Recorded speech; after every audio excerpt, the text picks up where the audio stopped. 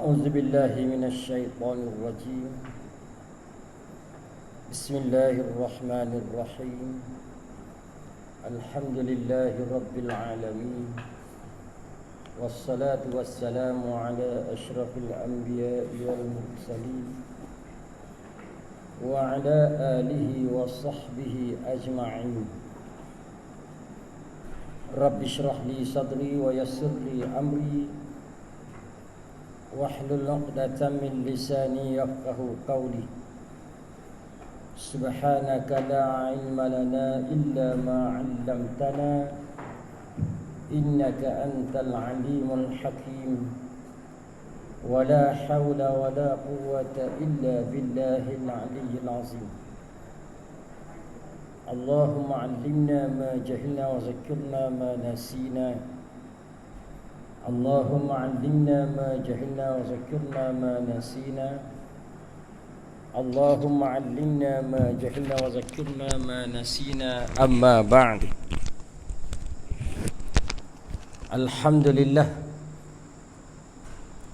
sekali lagi malam ni insya-Allah kita sambung pengajian online Kitab Matla'il Badrain wa Majma'il Bahrain, siri kitab juzuk yang keempat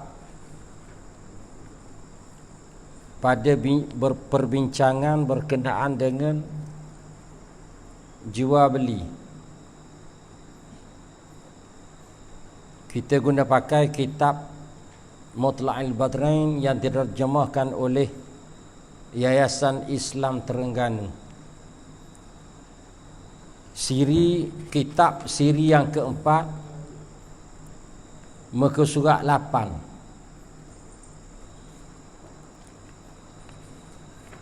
Perbincangannya ialah syarat-syarat pada ijab dan qabul. Syarat-syarat pada ijab dan qabul. Dulu syarat-syarat jual beli ada 3. Yang pertama, akidah ni ataupun akidah ini, 2 orang yang berakad, iaitulah bai' dan mustari, penjual dan pembeli. Itu bukan syarat rukun jual beli, ada 3. Yang pertamanya akid ataupun akidah ni, penjual dan pembeli. Yang kedua ialah ijab dan qabul, beli, jual dan terima beli. Ijab dan qabul itulah menjual. Tadi penjual, ni menjual, buat lakuan jual. Kemudian pembeli. Yang ketiga, saman dan musman, iaitulah harga dan barang. Kemudian perbincangannya selepas pada tu rukun, 3 rukun tadi dihuraikan beberapa syarat. Yang pertamanya syarat pada ijab dan qabul, pelakuan jual dan penerimaan orang yang membeli. Ada beberapa syarat kata dia, iaitulah 6 syarat. Jangan khilaf lah kalau ada dalam kitab lain kata 5 ke, ada 7 ke. Itu kitab lain, kita baca kitab ni 6 syarat. Yang lepas yang kita baca, syarat yang pertama ialah hak yang kita telah baca dah minggu lepas, bahawa jangan diselangi antara keduanya itu dengan perkataan yang lain yang tidak ada kena-mengena dengan jual beli. Aku jual barang ni, dicakap benda lain dulu barulah kata aku beli. Maka jangan ada begitu. Yang pertama syarat. Yang kedua syarat dia pula tiada diselangi di antara keduanya, aku jual dengan aku beli ni, dengan diam yang lama, senyap je. Lama pula tu senyap, barulah kata aku beli. Syarat yang ketiga, tu hak yang kita bincang dah minggu lepas. Syarat yang ketiga bahawa tiada berubah lafaz yang pertamanya. Lafaz yang pertama tu jangan berubah. Lafaz aku jual lah kepada mu. Satgi nak berubah begitu begini pula. Tak jadi pula nak jual ni. Jual hak ni pula, jual harga sekian-sekian pula. Apa tu? Jika berubah perkataannya, kata dia aku jual akan dikau dengan ini 500. Bahkan dengan 1000. Nanti dia kata aku jual barang ni 500 ringgit. Aku jual agak 1000. Kadang-kadang kita pergi beli pasar, macam pasar Kuala Berang pun gitu juga. Dia dah tergamak nak letak harga kita. Kadang-kadang nampak, mari orang lebih sikit, dia dah tergamak nak berapa ni. Tahu ambil lah berapa pun kata dia. Itu dia. Hak dok jual-jualnya RM5, ambil lah RM2 pun tak apa, RM5 pun tak apa, nak bayar RM2 pun tak apa. Berubah lagu tu tak sah. Maka orang beli pun, saya beli lah dengan harga dia RM2. Nampak? Tak sah. Kecuali hak yang dia sahnya malam baru ni kita bincang. Kalau dia kata aku jual lah kepada mu ni dengan harga RM500. Nampak? Dia kata harga RM500. Aku jual dengan harga RM1,000 lah. Maka kita boleh pakai dengan harga hak RM1,000 tadi. Hak tu sah jual beli. Tu syarat yang ketiga. Jangan duk orang jual tak tahu nak letak harga berapa. Itu tak sah jual beli. Tak tahu nak letak harga berapa, ikut bandar lah nak bayar berapa pun kata dia. Nampak tu? Tak boleh. Ikut bandar nak bayar berapa, bayar RM1,000. Barulah naik belang muka tukang jual. Nampak tak? Allah, RM1,000 daripada mu kata ikut bandar. Itu yang ketiga, dia ada 6 syarat tadi. Syarat yang keempat yang kita bincang dah. Didengar lafaz itu oleh orang yang hampirnya pada adaknya biasa orang dengar kataan dia. Dia tak dengar. Berkali boleh kerana tuli ke apa ke, dia tak dengar. Tapi biasa kalau orang cakap gini, orang hak dekat-dekat dengar dah.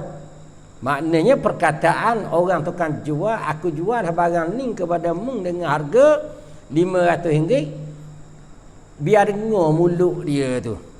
Nampak? Biarlah orang beli tak dengar pun. Tak apalah aku belilah. Berapa mu sebut lah aku beli. Tu tak apa. Cuma biar dengar suara dia tu. Baik. Itu dia. Kemudian ada 2 syarat lagi. Syarat yang kelima dan syarat yang keenam. Berkenaan dengan ijab dan qabul. Ni sambung kita malam ni, kata dia dan bahawa. Saya baca kitab asal, kalau kita berasa keliru sekali kita baca hak tepi tu, hak terjemah dia tu. Nampak? Kalau kita berasa boleh tak berapa faham, kita baca hak tepi tu. Nampak tu? Jadi mujur orang buat tepi tu. Baik. Tapi kita baca hak yang klik kanan dulu, hak asal. Kemudian orang ramai hak ada kitab boleh rojok hak tepi dia tu. Tu.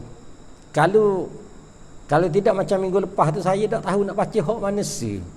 Nak baca hak lek kanan ke lek kiri? Lek kanan lek kiri jadi bolong. Nampak tu? Deh. Dia ambil keputusan baca hak lek kanan, hak tepi hak asal, kemudian cek tengok hak lek kiri. Baik. Dan yang syarat yang kelima ni. Dan bahawa muafakat ijab dan qabul pada maknanya. Syarat yang kelima, orang nak jual dengan orang nak beli, orang jual kata aku jual lah barang ni, biar sama-sama, biar muafakat, biar selari. Nampak? Biar selari molek, mu sebut apa, aku beli hak mu sebut ni. Itu dia. Apa dia? Pada maknanya, pada pengertian dia. Pada makna barang ni, seperti jenisnya. Kalau jenis ni kita kata kereta. Dia nak jual kereta, kita pergi beli, kita terima, aku terimalah motosikalnya. Tak kena lah. jenis kereta kita kata. Dan nauknya bagai kereta tu, kereta hok peseng lagu mana. Nauk ni mana peseng. Kereta peseng mana? Kereta peseng apa benda ni apa protong. Protong saga. Dan sifatnya protong saga ni pula umur berapa dah? Oh, protong saga tu hok yang lama, peseng lama tu. Buat balik body comel semula. Tu ni. Jadi kalau tuan jual, nak jual hot ni, kita beli hot tu lah. Jangan dia kata aku jual lah kamu ni potong saga hot lama ni, jenis lama ni hot 24 tahun dah apa tak umur dia. Dengan sekian dengan harga 2,500. Aku belilah kereta Pro 2 tu kata dia. Dia ambil Pro 2 tu. Nampak tu? Tak boleh. Dia kena biar sama, biar selari. Itu dia. Dan bilangan-bilangannya banyak mana kalau tu hak jenis timbang-timbanglah. Dia jual cara timbang, kita beli cara bilang. Berapa butir. Dia beli jual cara timbang. Aku jual lah kamu sekilo ikan kembung. Dia kata aku belilah ikan kembung ni dengan, aku jual lah sekilo ikan kembung ni dengan harga RM24. Dia pun kata aku belilah ikan kembung ni 6 ekor sekilo hopso tu, 6 ekor dengan harga 24 ekor. Lari tu tak boleh lari gitu, jangan lari begitu. Dan tunainya dan bertangguhnya. Kalau hak tunai, hak hutang bertangguh tu makna hutang lah. Kalau kata aku jual lah kamu ni dengan harga RM50, bertangguh. Bertangguh cara hutang. Hutang pula berapa sebulan bayar RM50. Bayar berapa? RM10 sebulan. Nampak bertangguh, biar jelas begitu. Dan jika bersalah-salahan lafaznya, dia bersalah-salahan lafaznya, sekalipun kalau ada sekiranya lafaz tu bersalah sikit, hak bertangguh sani misal kata bertangguh ni bertangguh, dia kata cara bertangguh 50, tak apalah aku bayarlah. Cara bertangguh ni berapa tahun pun. Ada beza sikit tu tak apa. Nampak tu? Kata dia, maka jika berkata,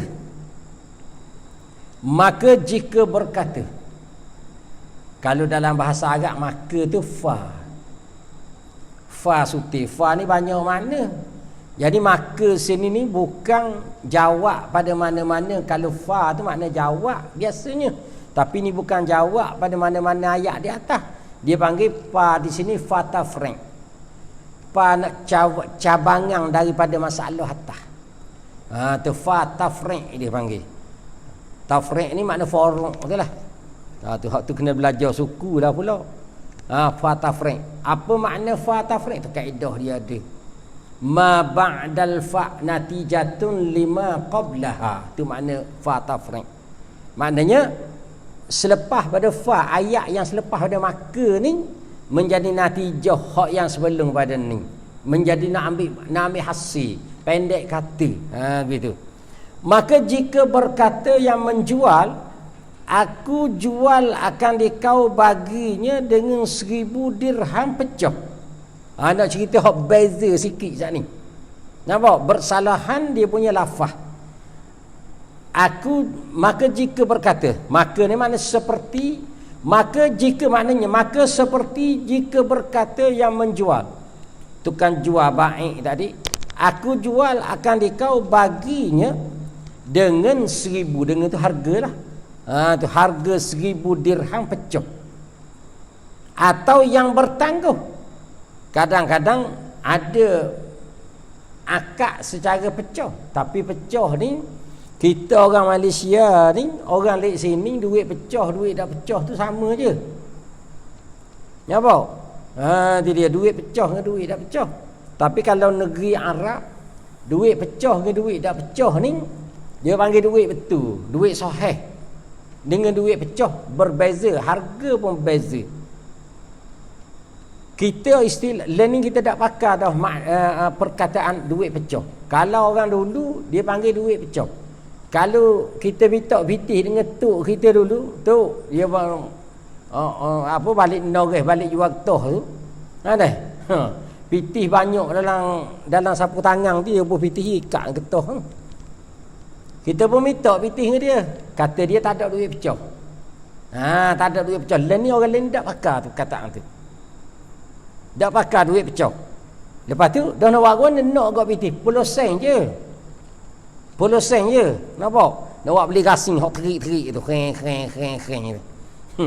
Orang tua-tua tahu belaka ni. Hok nyakit ni kan. Nak beli gasing keng. Dia kata ambil lah RM1 ni. Seria dia panggil. Ambil seria ni pergi pecah duit ni. Pergi pecah. Kita pun ambil duit tu pergi pecah kedai tu. Kata nak duit pecah. Nak berapa? Nak 10 sen. Dia berilah 10 pin, 10 sen. Tu duit pecah. Itu duit pecah. Kalau kita pergi negeri Arab, terutamanya kalau hak kita biasa pergi ke Mekah. Orang tak biasa mana pergi ke Mekah, dia tak perasan. Biasa pergi ke Mekah. Tak apa, insya-Allah lepas pada Covid ni dia buka ni kita pakat pergi belaka. Boleh 5-6 kali seorang. Tak apa, pergi buat umrah. Nampak tahu? Pergi berdoa denu untuk nak pergi buat haji. Jangan pergi berdoa denu biar projek biar jalanlah balik lagi biar murah rezeki lagi biar kaya raya tau. Pergi kena kita doa supaya tu dia, murah rezeki untuk mari pula buat haji. Kita pergi. Kalau kita biasa pergi ke Mekah, kita bawa duit di Malaysia. Dan ni dia boleh tukar duit Malaysia. Tak perlu ke tukar kepada dolar dulu. Mekah ni. Negeri lain, negara lain kalau kita pergi, kena bawa dolar. Duit Malaysia tak laku. Nampak tu? Tak laku. Tu dia. Kena duit Malaysia kita tukar kepada dolar. Dolar tu tukar denu baru laku. Hak ni kita pergi kat money changer dia. Tempat tukar duit. Dia bukan bank money changer, dia macam bank yang besar. Masuk denu kita nak beri duit mana? Kalau kita beri duit 100 dengan 50. Kalau 100 kita dapat RM86. Contohlah ni, ya dah lebih kurang. Learning duit learning tak tahu. Hak ni hak lepas pada masa Covid ni kita tak tahu, tapi sebelum pada Covid baru ni. Kalau pergi Kenung kita boleh RM86. Kita beri duit dia 100 dengan 50. 50 dia ambil lagi. Setengah-setengah bank. 50 tu tak jadilah RM86. Dia jadi RM82. RM84. Kata apa RM84 kan duit tu 100. 86 apa RM86.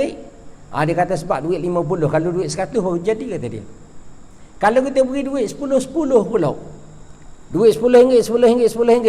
Pak kita beri RM10, 10 pin 100 juga. Tapi bila kita beri ke dia, dia balik kita bukan RM86.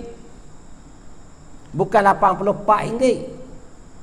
Kena balik RM80. Ya ataupun RM82 lari tu. Sebab apa? Kes duit pecah tadi. Duit pecah. Hak ni lah yang bukan duit pecah tu, duit serpih. Duit siling tu dia serpih jadi pecah dah. Nak cerita pecah tadi takut kita tak faham ataupun kita salah kata cara pecah tu lagu lain. Itu maksud pecah. Learning sebab masalahnya orang kita Melayu learning, orang Malaysia learning, orang Terengganu, orang Kuala Berang, orang Aceh ni pun, orang Menerung ni pun tak sebut dah duit pecah tu. Tak ada sebut dah duit pecah. Duit siling ada. Duit skeleng. Duit shilling dia panggil. Nampak tu? Jadi kalau negeri Arab, duit pecah ni dia murah sikit duit dia. Dia murah. Tu. Sebab tu kata dia kalaulah khilaf salah kata dia, aku jual lah baginya dengan 1000 dirham pecah. Duit kecil-kecil. Duit pecah ni duit kecil-kecil. Atau yang bertangguh. Aku jual kamu 1000 dengan bertangguh. Cara hutang membayarlah berapa ria pun nak bayar sebulan. Maka berkata. Ni maka juga ni. Tak di maka juga. Di maka hot ni. Jawab bagi jika berkata. Maka mu kata. Nampak? Maka berkata yang membeli. Itu jawab pada. Sambung ayat bergantung pada jika berkata yang menjual. Maka berkata yang membeli. Tidak. Kalau orang jual kata gitu. Maka yang membelinya. Kata aku terima dengan 1000 yang sahih. Tidak. Aku terima dah barang ni. Dengan 1000 aku nak bayar hak tu. Nampak? Nak bayar duit sungguh, duit ada pecah. Duit dak kecil, duit besar. Yang sahih ni makna yang tidak pecah, tu makna sahih. Atau tunai. Kata dia, orang jual kata aku jual lah barang ni 1,000 dengan bertangguh sampai ke 3 bulan. Kata dia, aku belilah barang ni dengan tunai. Aku nak bayar selalu 4,000. Khilaf tu tak selari, tak sama. Orang panggil tak sama penjual dan pembeli. Atau kepada masa bertangguh yang lebih hampir, atau yang terlebih jauh.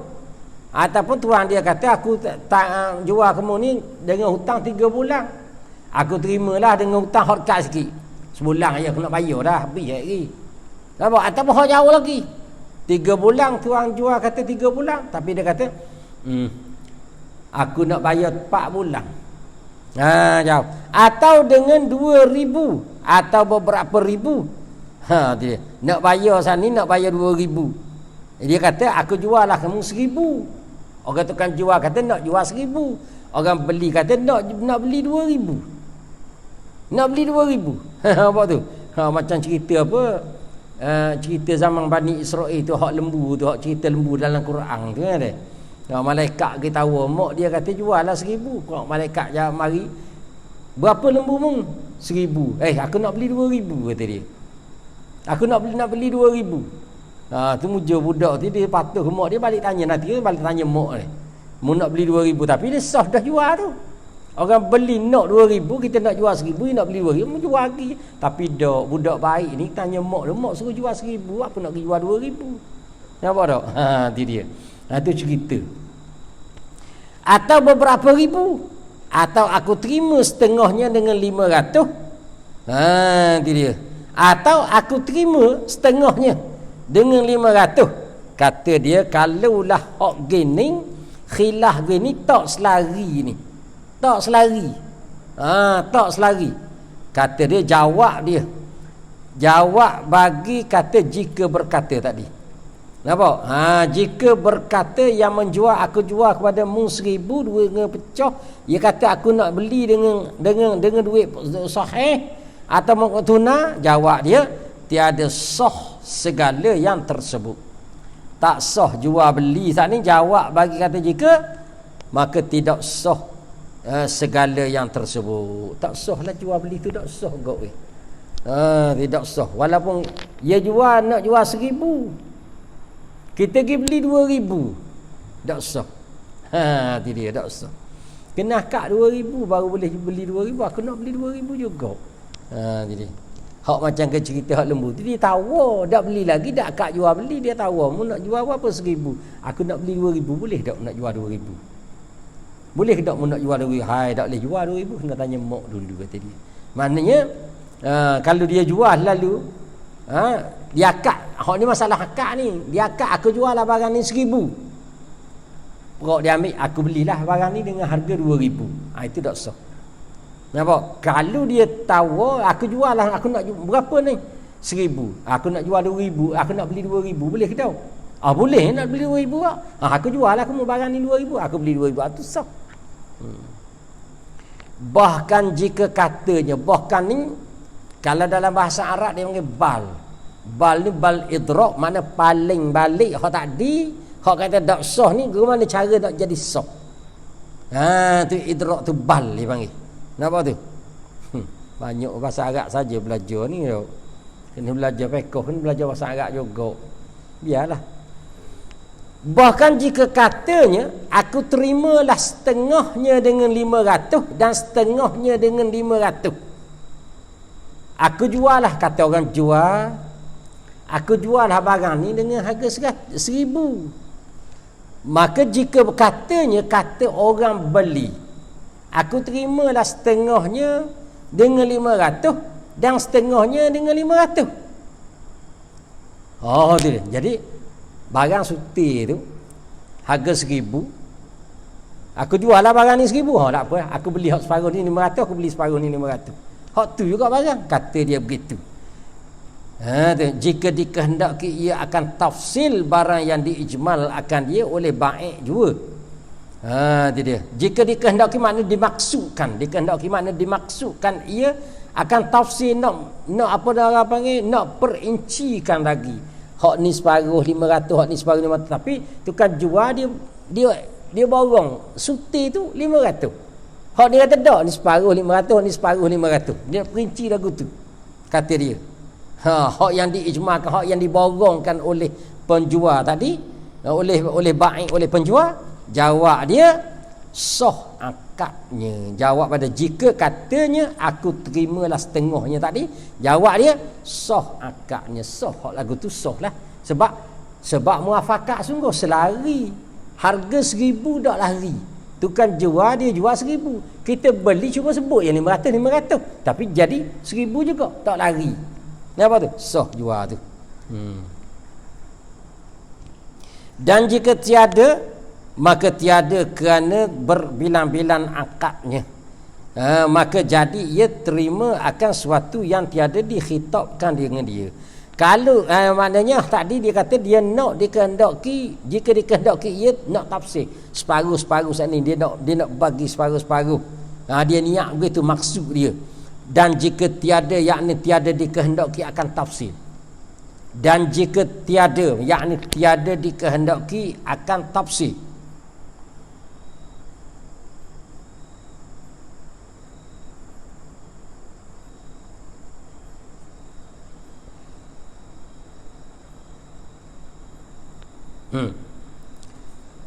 Dan jika tiada dikehendaki dia dengan tafsir, dia kata aku nak beli 500. Tapi bukan nak beli separuh-separuh gitu. Cara nak tak ada tafsir. Kata dia, maka tiada kerana berbilang-bilang akadnya, dan bukan kerana berbilang-bilang akad. Taklah kata aku jual hak ni 500, aku beli harga 500. Aku jual hak ni juga 500, aku beli 500. Tak begitu. Nampak? Aku beli benda ni dengan harga 500. Bukan hak tadi, hak mula-mula tadi sutir barang, barang ni separuh 500, barang ni separuh 500, tu sah.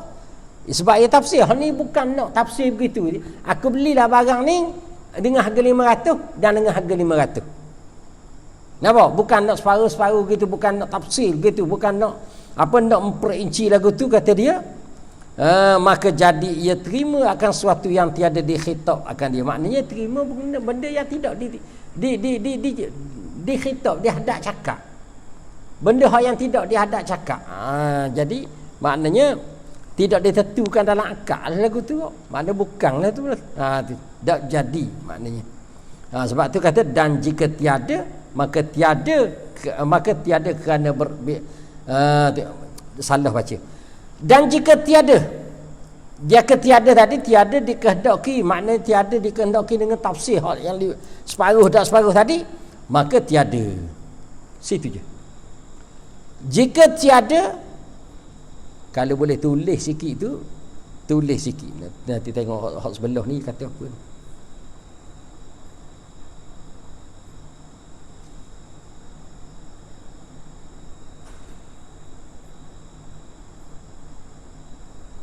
Sebaliknya jika tiada bermaksud demikian itu, akadnya adalah tidak sah. Buat gitu. Ni kita topik sikit, tulis sikit. Dan jika tiada dimaksudkan, tiada dikehendaki akan tafsir, nak perinci, tak ada nak perinci, maka tiada. Jawab pada jika tiada, maka tiada. Yakni tiada sah. Kalau dak terperinci lagu tu, bayar separuh 500 bukan maksud separuh saja. Aku jual kamu ni 1,000. Tak apa, aku belilah barang ni dengan 500 dan 500. Kalau lagu tu kata dia, maka tiada, yakni tiada sah. Maka tiada, yakni tiada sah. Kena tulis. Maka tiada, yakni tiada sah. Sebab apa tak sah? Kerana berbilang-bilang akad. Sebabnya akad 500 bilang. Apa tu? Maka jadi ia terima akan sesuatu yang tiada dikhitab. Jadi hak dia terima barang, khitabnya, adat cakapnya 1,000, tiba-tiba dia terima 500 hak ni, 500 hak ni. Jadi tak sah jual beli. Tidak sah jual beli. Nampak tu? Dan jika berkata baik,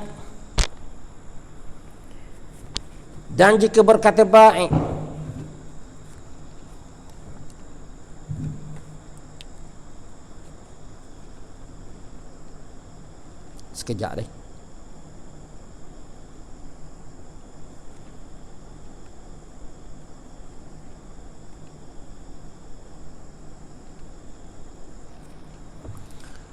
Dan jika berkata baik, aku jual. Baik ni mana penjual. Itu dia. Dan jika berkata baik, penjual, baik boleh malam baru ni kan kita sebut. Baik pun boleh, baik pun boleh. Aku jual akan dikau, akan ini barang, sesuatu barang. Dengan 1,000, dengan 1,000 ni mana dengan harga 1,000. Aku jual barang ni dengan harga 1,000. 1,000 apa? 1,000 dirham ke, 1,000 ringgit ke, 1,000 apa ikutlah.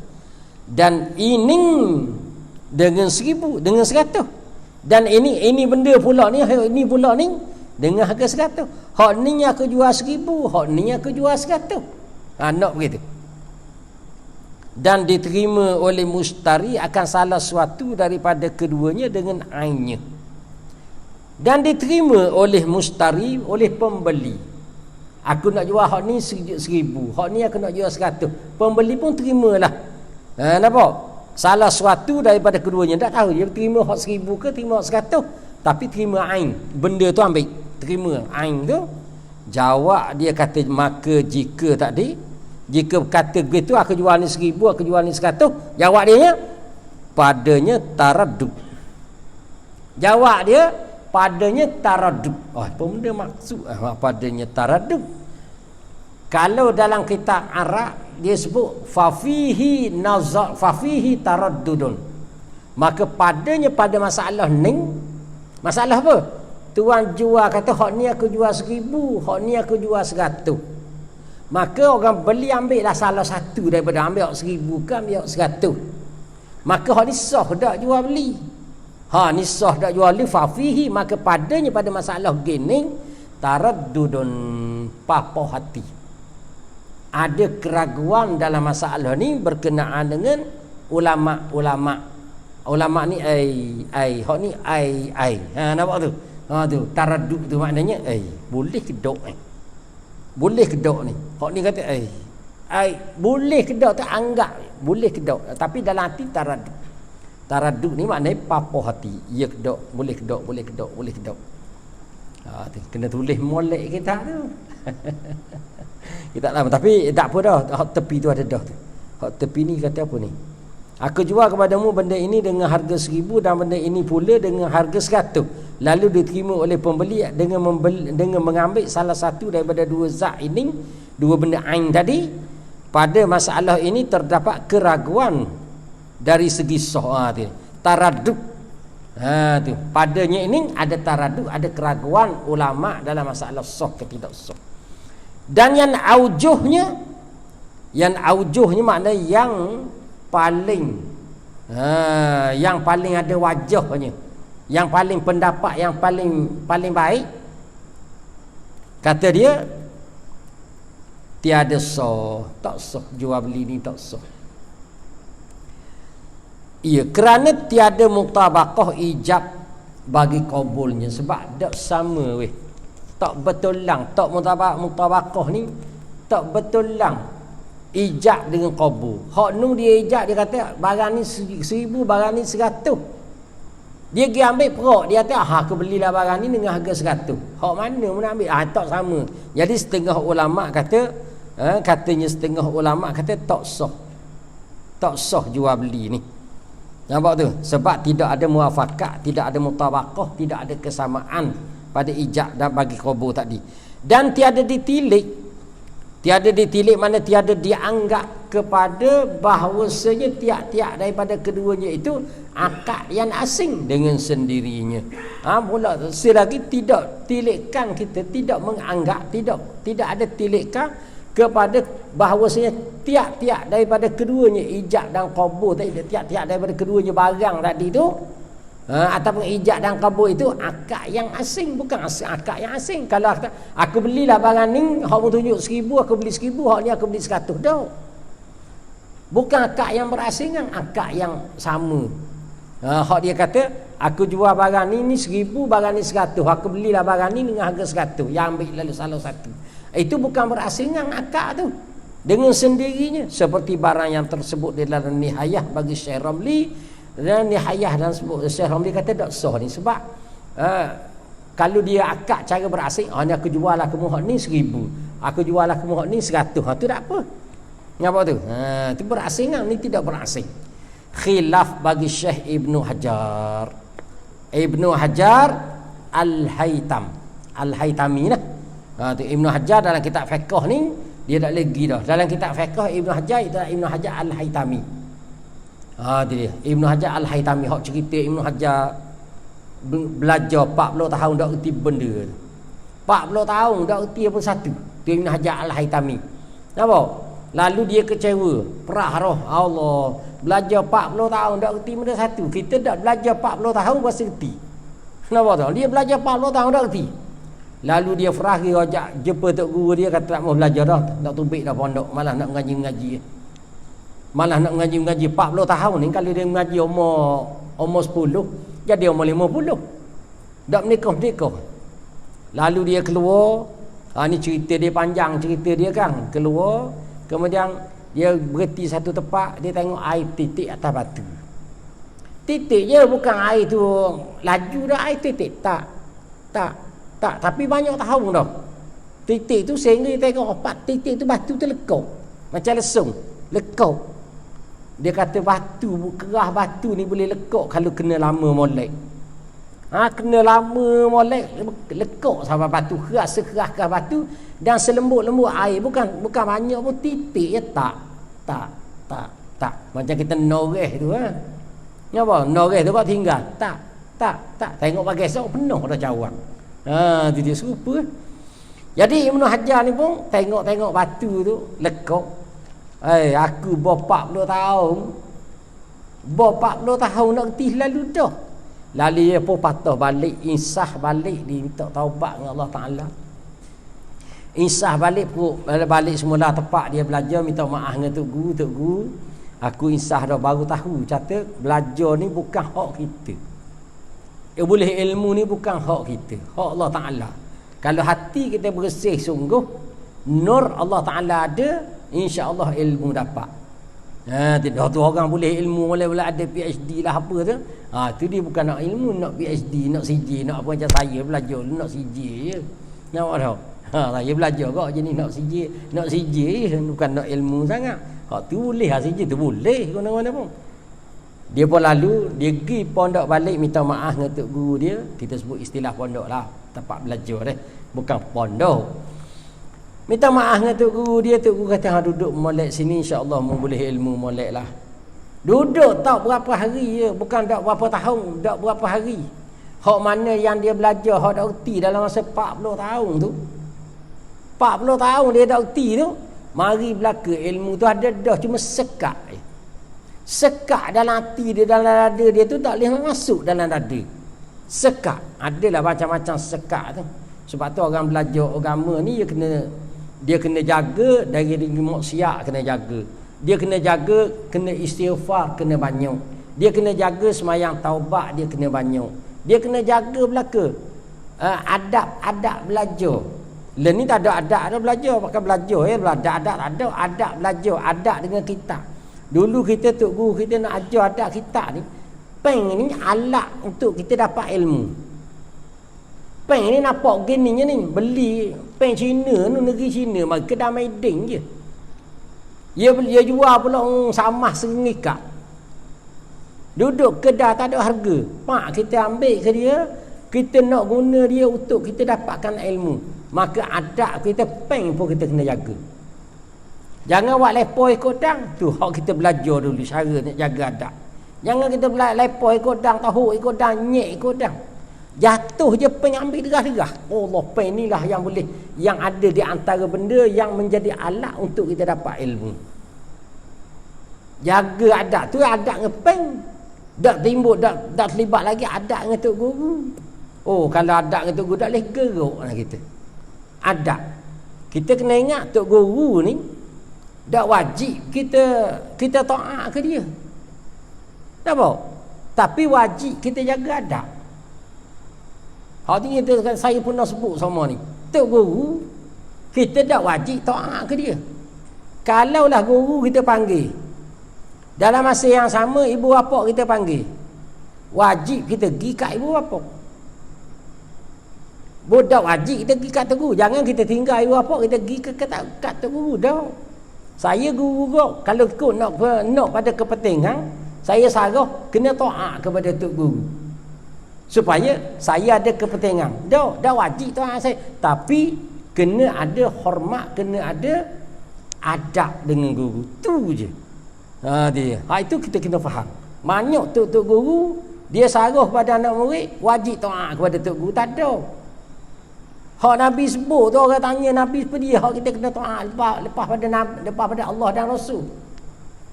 Mak mung lah kata dia. Siapa dia lagi lepas dia tu? Mak mung lah. Lepas dia mak mung, lepas tu ayah mung. Tak ada tok guru. Tak ada tok guru. Makna tok guru ni bukan kita taat, tapi kita kena jaga adab. Nampak? Adab dengan tok guru. Tu dia. Itu nak cerita adab. Jadi Ibnu Hajar Al-Haytami, kita balik semula Ibnu Hajar Al-Haytami tadi. Belajar dan berapa hari dia balik semula tu, ilmu dia mari semula dah. Mari dan serta-merta hak mana yang 40 tahun dia belajar dak reti tu, dia reti selalu, jadi alim selalu. Ibnu Hajar Al-Haytami. Al-Haytami ni kampung Haitam.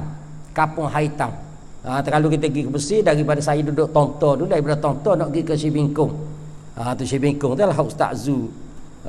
Pondok Darul Imam tu, pengetua Pondok Darul Imam ni. Dia duduk Sibingkong, saya duduk di ni. Nak pergi ke Sibingkong tu, lalu kau kampung, ada satu kampung Haitam. Itu situ dah Ibnu Hajar Al-Haytam. Kalau kita baca dalam kitab hadis, bunyinya ada jumpa juga Ibnu Hajar.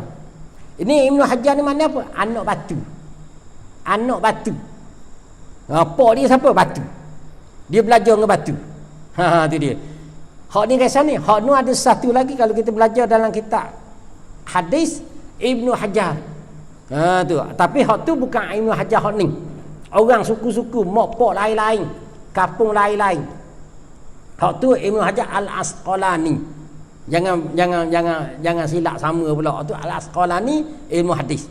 Hak ni Al-Haytami Ibnu Hajar hak masalah fiqh. Tu dia khilaf. Dia kata dia tulis dalam kitab Nihayah bagi Syekh Ibnu Hajar tak kena tu mana dah tadi. Khilaf bagi Syekh. Tadi Syekh Ramli sebut dalam kitab Nihayah, dan Syekh Ibnu Hajar di dalam kitab Tuhfah. Tu dalam kitab Tuhfah. Biasa pondok dia belajar kitab Tuhfah, kulit ke kulit. Kitab Tuhfah ni biasanya habis dah. Tu kata aku tumpah habis dah ilmu aku kemu. Nampak? Tu tumpah habis dah ilmu aku kemu, kata dia. Tu kitab Tuhfah. Katanya yang aujuhnya kata Ibnu Hajar, dan kita kena ingat Ibnu Hajar dengan Syekh Ramli ni banyak khilaf semua. Hak ni kata boleh, hak ni kata tak boleh. Hak ni kata boleh, hak ni kata tak boleh. Ini Ibnu Hajar dengan Syekh Ramli. Sebagaimana yang kita telah kitab apa berkenaan dengan muwafiq masbuk dulu. Ibnu Hajar dengan Syekh Ramli, Syekh Ramli kata begini. Ibnu Hajar kata begini. Ramli kata masbuk, apa muwafiq. Ibnu Hajar kata dak masbuk lagu ni. Nampak tu? Kita yang kita telah kitab apa muwafiq masbuk dulu, insya-Allah kita akan ulang balik kitab tu. Baik. Katanya yang aujuhnya, yang hak paling jelasnya kata dia ini kerana apa? Kerana tiap-tiap daripada keduanya itu akad yang asing dengan sendirinya. Sebab hak ni 500, hak ni 1000, hak ni 100, dak kena mengena dia ambil 100, dia ambil 1000 kan. Dak kena mengena, bukan kata dua-dua akad. Nampak tu? Kata Syekh Ibnu Hajar boleh. Maknanya kalau ada je masalah ni mari ikut anda kita lah, nak ikut Ibnu Hajar ke, nak ikut Ramli ke, masa senang hak mana masa kita buat urusan muamalah kita tu. Habislah panjang dah tu. Adapun jika bersalah-salahan ijab dan qabul pada lafaznya juga, seperti berkata baik aku heboh akan dikau mata benda ini dengan sekian. Kita berhenti situ dulu, insya-Allah kita sambung malam esok. Malam esok kita sambung ni. Dalam waktu yang sama lah. Malam esok pada waktu yang sama, insya-Allah kita sambung. Wallahu a'lam. Assalamualaikum warahmatullahi wabarakatuh.